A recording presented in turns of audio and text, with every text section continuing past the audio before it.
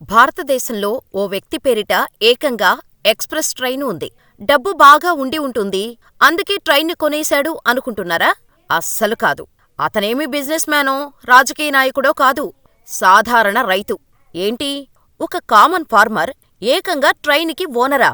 అదెలా సాధ్యమైంది అని ఆలోచిస్తున్నారా? అయితే ఈ వీడియో చివరి వరకు చూసేయండి. పంజాబ్లోని లుధియానా జిల్లా కటానా గ్రామానికి చెందిన సంపూరన్ సింగ్ కొన్నేళ్లపాటు శతాబ్ది ఎక్స్ప్రెస్ రైలుకు ఓనరుగా ఉన్నాడు. 2007లో లూథియానా చండీగఢ్ రైల్వే లైన్ నిర్మాణానికి రైల్వే అధికారులు చేపట్టిన భూసేకరణ ప్రక్రియలో రైల్వే అధికారులు చేసిన చిన్న తప్పు కారణంగా సంపూరన్ సింగ్ రైలుకు ఓనరయ్యాడు. కటానా గ్రామంలో భూసేకరణ చేసిన రైల్వే అధికారులు అక్కడ ఉన్న రైతులకు ఎకరానికి 25 లక్షల చొప్పున పరిహారం ఇవ్వాలని నిర్ణయించారు. అయితే ఇది జరిగిన కొన్ని రోజుల తర్వాత తమ సమీప గ్రామంలో ఎకరానికి 71 లక్షలు చొప్పున రైల్వే అధికారులు ఇచ్చినట్టు గుర్తించిన సంపూరన్ సింగ్ తనకు అన్యాయం జరిగిందంటూ కోర్టును ఆశ్రయించాడు. తమకు కూడా పక్క గ్రామంలో ఇచ్చినట్టుగా పరిహారం ఇప్పించాలని కోరాడు. దీంతో దిగివచ్చిన భారత రైల్వే శాఖ సంపూరన్ సింగ్తో చర్చలు జరిపింది. ఎకరాకు 50 లక్షలు ఇస్తామని తెలిపింది. అయినా కూడా సంపూరన్ సింగ్ అంగీకరించలేదు. దీంతో సంపూరన్ సింగ్కు ఇవ్వాల్సిన పరిహారం కోటిన్నరకు పెరిగింది.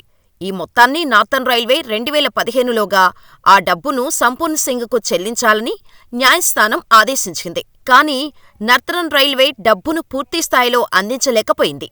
2017 నాటికి కేవలం 42 లక్షలు చెల్లించింది. దీంతో సంపూరన్ సింగ్ తనకు రావాల్సిన పరిహారం కోసం 2017లో మరోసారి కోర్టును ఆశ్రయించాడు. కోర్టు తీర్పు తనవైపే ఉన్నా డబ్బులు మాత్రం రైల్వే శాఖ చెల్లించటం లేదని కోర్టుకు తెలిపారు. దీనిపై విచారణ జరిపిన district sessions judge Jaspal Varma ఇచ్చిన సంచలన తీర్పు చూసి అందరూ షాకయ్యారు. ఢిల్లీ, అమృత్సర్ మధ్య నడిచే స్వర్ణ శతాబ్ది ఎక్స్ప్రెస్ రైలుతో పాటు లుధియానాలోని స్టేషన్ మాస్టర్ ఆఫీసును జప్తు చేసి సంపూరన్ సింగ్కు హ్యాండోవర్ చేయాలని తీర్పు ఇచ్చారు. ఈ తీర్పుతో శతాబ్ది ఎక్స్ప్రెస్కు సంపూరన్ సింగ్ యజమాని అయ్యాడు. సొంతంగా రైలు ఉన్న ఏకైక వ్యక్తిగా సంపూరన్ సింగ్ రికార్డుల్లోకి ఎక్కాడు. కానీ డిస్ట్రిక్ట్ సెషన్స్ కోర్టు ఇచ్చిన తీర్పును రైల్వే అధికారులు పైకోర్టులో అప్పీల్ చేశారు. పరిహారం ఇవ్వటానికి అంగీకరించింది. దీంతో ఈ ఆదేశాలు రద్దయ్యాయి.